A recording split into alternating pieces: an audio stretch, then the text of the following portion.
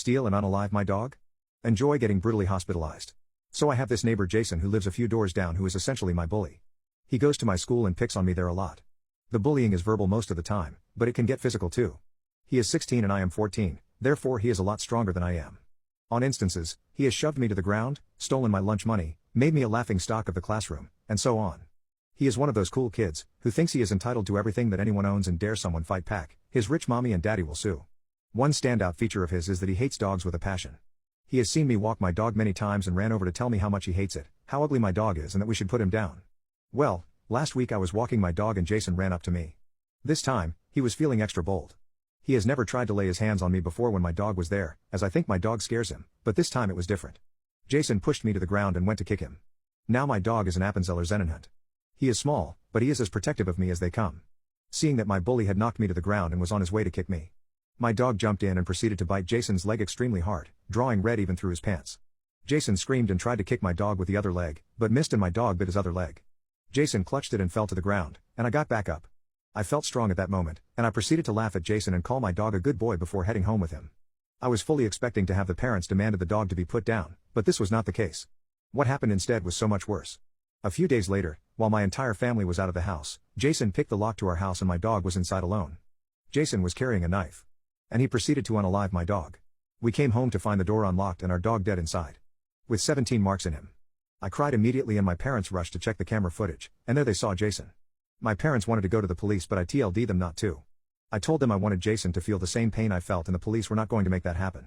I told them it was my dog and I would take care of it. That same night I contacted my cousin, who is 17 and honestly very shady. But he and I are close and he loved my dog. When I told him what happened he was devastated.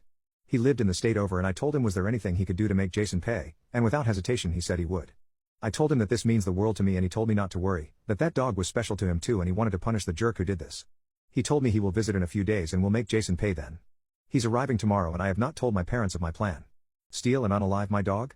Enjoy getting brutally hospitalized. So as expected, my cousin arrived the next day and I met up with him. My parents do not like him so I never told them he was coming and he never showed up to the house. We caught up for a little bit and I explained the details to him which I did not have a chance to over phone. Recalling the memory of walking into the house to find my dog was dead was painful and I even cried, but my cousin supported me and held my hand. We came up with a plan on how to get back at Jason. You see, Jason has a blow habit. A habit he hides from his parents but because they are filthy rich he can spend money on it without getting caught. We decided to use this to our advantage. So that night, I texted Jason asking him to meet up. But it was no ordinary meetup. I asked him to come out at nighttime for a one-on-one fight. I told him that I hate him and that I'll F him up. That his mother was a WH who I was going to do after I beat him to a pulp. I said everything I could to provoke him and it worked of course. He went outside to the location I told I was at, which was not far from our house and a secluded spot. Jason, being bigger, figured he would destroy me in this fight. But he was very wrong. As soon as he approached, my cousin, who was wearing all black and is 6'5", jumped out and socked him.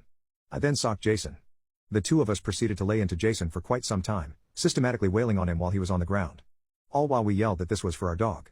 After the whole event, which left Jason leaking from many different parts of his body and many serious-looking wounds, my cousin took a huge bag of blow and placed it in his pocket.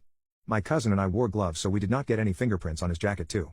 While Jason was barely conscious, we told him that we know of his blow habit, and if he tells anyone what happened we will tell his parents, tell the school, and the fact that there is a huge bag of blow in his pocket right now with his fingerprints on it does not do him any favors either. We told him to say that he was drunk and got into a drunken fight with two other drunks, a fight he instigated. We then called the ambulance for him and left the area. This area has no cameras around it either which makes it perfect.